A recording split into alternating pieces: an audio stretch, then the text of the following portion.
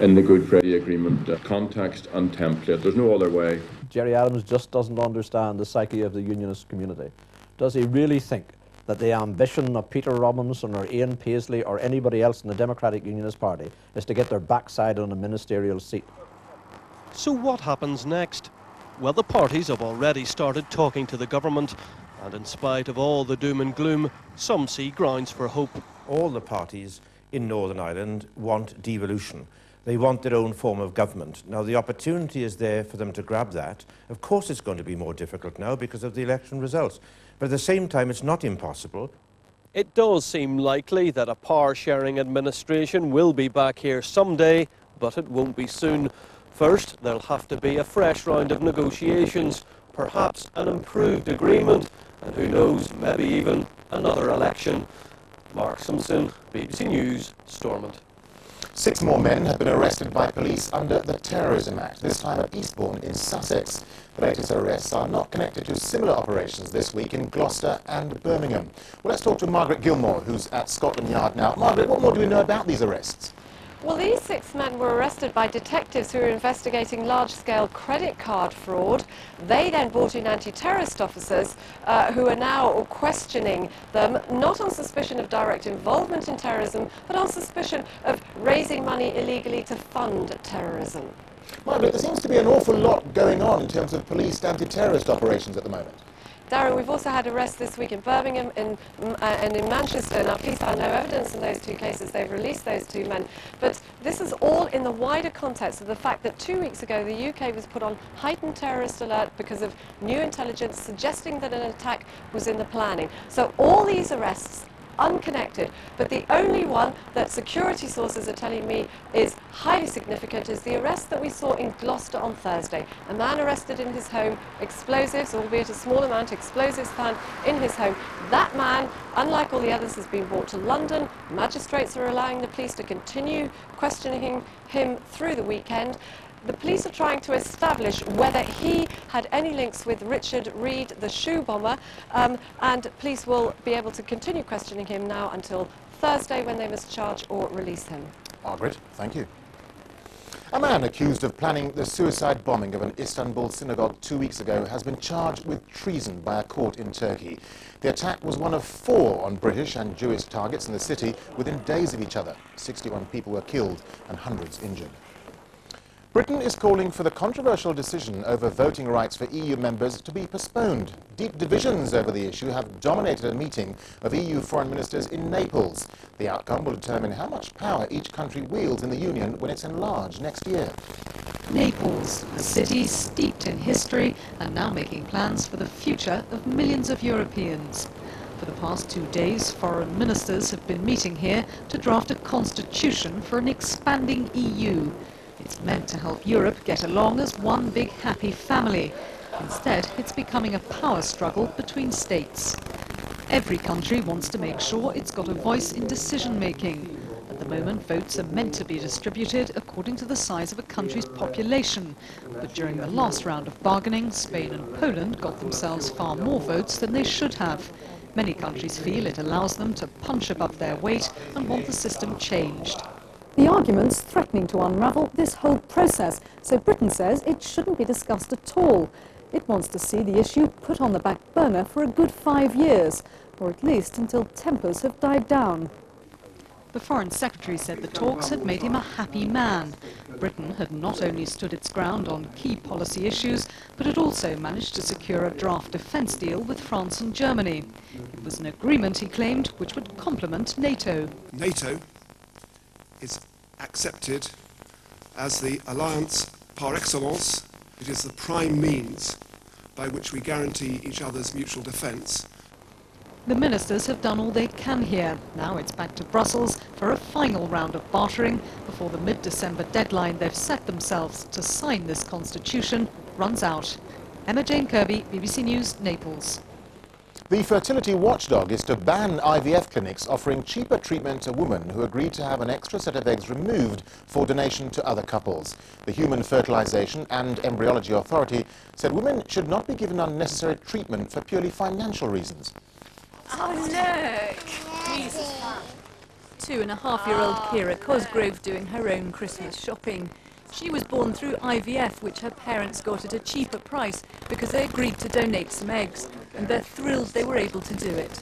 Absolute joy because we've got her, and to know that I've helped somebody get a little person like this for themselves as well, it's just amazing. There's a chronic shortage of donor eggs in Britain, and IVF is expensive. As a result, there are a number of schemes aimed at tackling the problem, but one of them has come under heavy criticism. It's here at the London Fertility Centre that they've been pioneering so-called egg giving. It offers women cheaper treatment if they agree to go through it twice and donate all their eggs the first time and keep them all the second. Today, the Human Fertilisation and Embryology Authority said the scheme was unacceptable and put women at unnecessary risk for financial reasons. But the doctor at the centre of the row is baffled.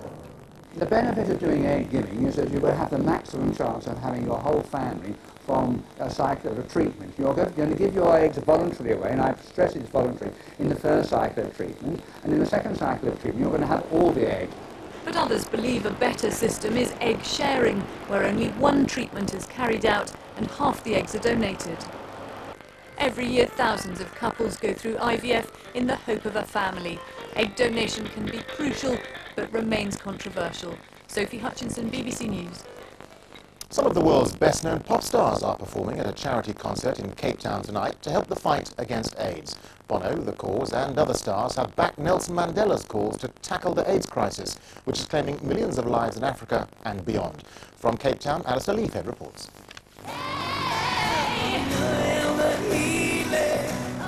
The seasoned campaigners and the stars of today, together in concert at the special request of one Nelson Mandela. The giant of the AIDS campaign looking down on U2's Bono and The Edge, the Eurythmics' Dave Stewart and Beyoncé, and enjoying the music in the flesh, along with 40,000 people in Cape Town and millions more around the world. The concert name, 46664, Nelson Mandela's prison number for 18 years.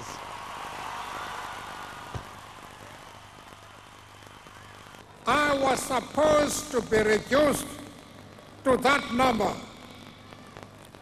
Millions of people infected with HIV/AIDS are in danger of being reduced to mere numbers unless we act.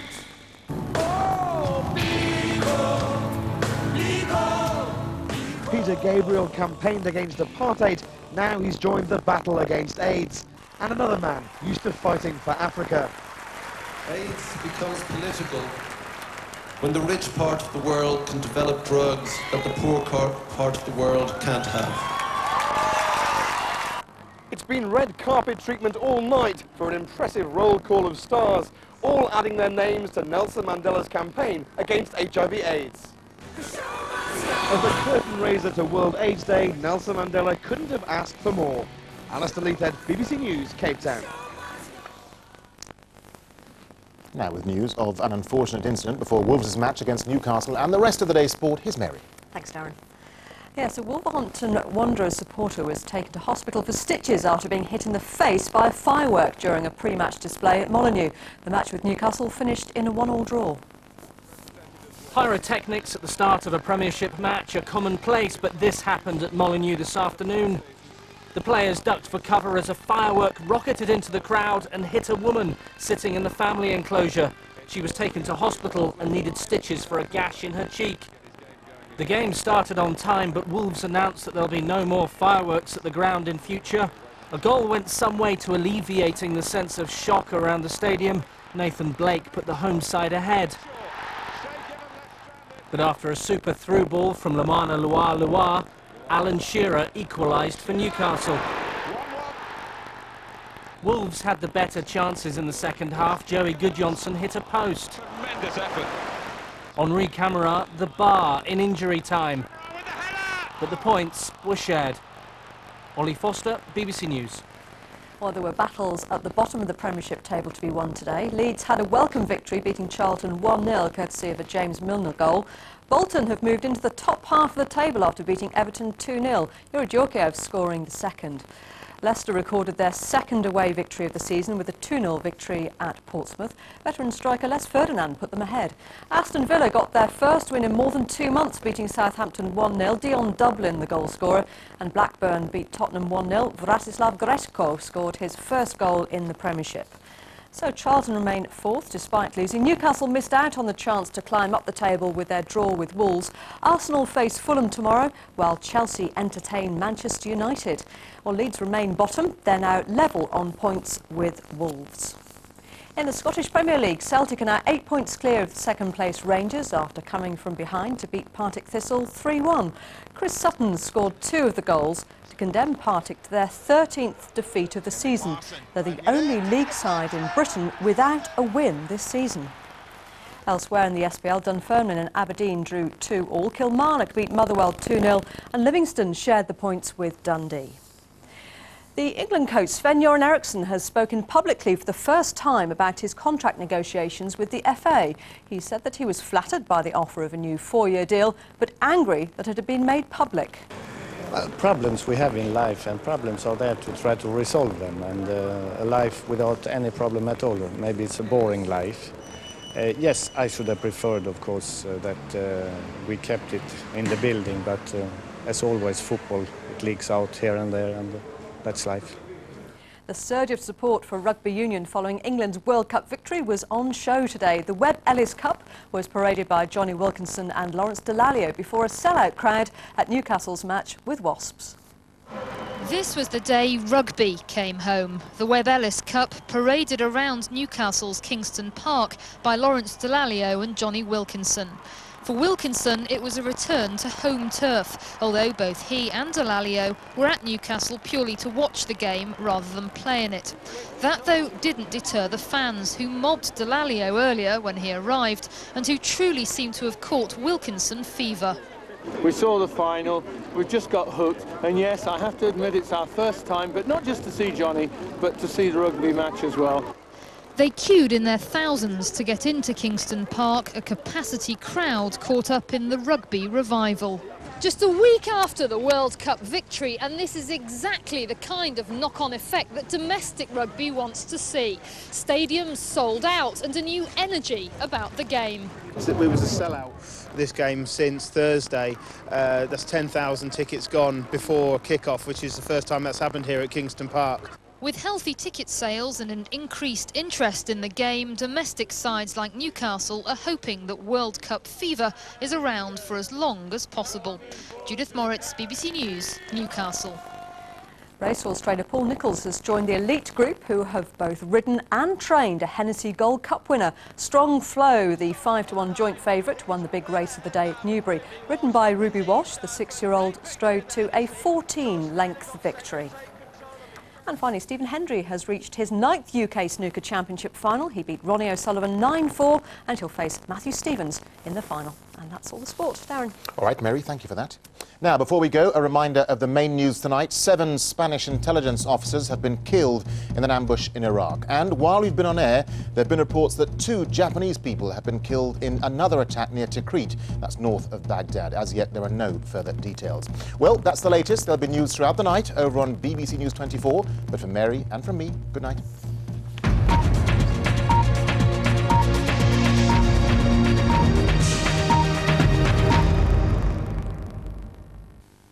Good evening to you. The weather was so atrocious in many parts of the country today that I really didn't mind being at work. A couple of inches of rain or so, 80-mile-an-hour winds, some of the wettest places were in Scotland. Mind you, that's nothing compared to Japan, where they managed to clock up 344 millimetres of rain in the last 24 hours. That's about 14 inches worth. But we've had a lot. It was due to a little area of low pressure. It developed as it headed in towards Scotland. Here's the weather front, and you just see the way that begins to swirl this hook as it moves up towards Scotland. That's the area of low pressure that gave that vicious weather. It's still around, affecting the northeastern part of Scotland. In fact, it will affect Shetland really right the way through the night. But elsewhere, the rain will move away, the winds will die down. Could get a few mist and fog patches in eastern parts by the end of the night. Showers continuing around western and southern coasts, and some more general rain coming into parts of Wales and the southwest by the end of the night.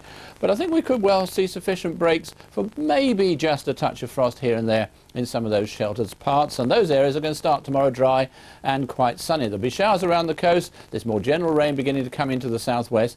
I think many other parts of the west will turn wet during the course of the morning, and that rain will then work its way across to eastern parts in the afternoon, allowing Wales and the southwest probably to brighten up. Now, the northwestern half of Scotland, most of Northern Ireland, will miss that rain. They'll continue to have some sunshine, but there will be 1 or 2 showers. Temperatures probably similar to today's, about average for the time of year, but with lighter winds, probably feeling a little bit more pleasant, but a lot of rain to come in the southeast in the days ahead. Life is full of memories. Why are you filming me? But what if your memories are erased overnight? You can't function without memory. You're lost. Debbie. Why do you like a routine? Because I know who I am that way. Sally. Got to ask. I'm stumped. And George. Childhood sweetheart. Yeah, that's just right. Are living inspirational lives which they can't remember. These things can happen to anyone. Living without a memory. Tuesday at 9 on BBC One. Well, now, just ahead of Parkinson, tonight's lottery news. In the main lotto draw, the winning numbers are 9, 23, 25, 26, 33 and 36. The bonus is 37. It looks like there's one very lucky jackpot winner tonight, winning just over £9.2 million. The lotto extra numbers are 2, 16, 24, 30, 32 and 34. No winning tickets here, so the jackpot for the next draw is an estimated £3.7 million. In today's Daily Play draw for Saturday the 29th of November, which was witnessed by an independent auditor, the winning numbers were 2, 8, 11, 16, 19, 24 and 26. But early indications show that no one has won the jackpot. And finally, the Thunderball numbers are 3, 9, 19, 23 and 25. The Thunderball itself was number 7, and there are 5 jackpot winners tonight. God doesn't give you anything you can't handle. We go behind the celebrity stories of faith My idea was, hey, I'm the one that can get you home. to reveal the importance of belief. Of course I could be a Christian and a pop singer. Having stood on national television and said, God is more important to me than athletics, therefore I will not jump on a Sunday. I don't have a problem with that decision. Could it mean the difference between success and failure? Do you think God played any part in the result? Yes. Hand of God with Michael Burke, Tuesday at 10:35 on BBC One.